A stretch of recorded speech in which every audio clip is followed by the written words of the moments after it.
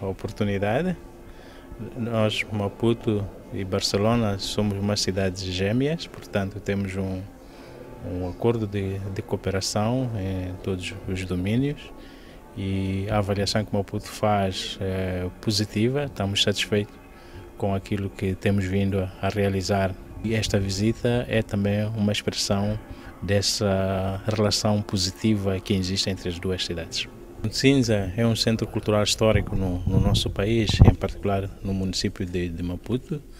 Com o apoio de Barcelona, reabilitamos este edifício que serve de local de encontro de crianças, de jovens e também de adultos. Vemos esta contribuição de Barcelona como uma forma de valorização de um ponto histórico e cultural da nossa cidade e tem sido muito frequentado, não só para as pessoas residentes, como também para aqueles que visitam a nossa cidade.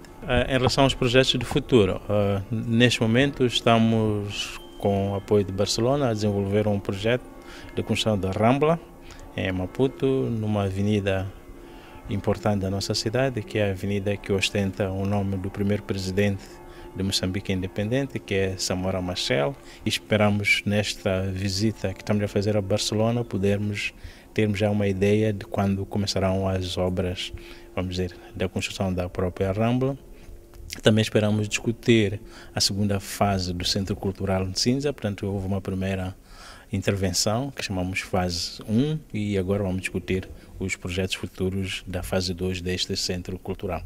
Durante as visitas que fizemos a Barcelona, vimos outras oportunidades que naturalmente em coordenação com a contraparte vamos ver como explorar. Por exemplo, ontem visitamos 2 mercados, um em funcionamento e o outro em reabilitação, e ficamos bastante impressionados.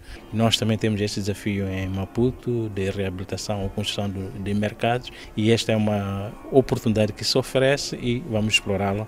Havendo naturalmente interesse das duas partes, poderá eventualmente nascer um projeto de intercâmbio nesta área da reabilitação de mercados.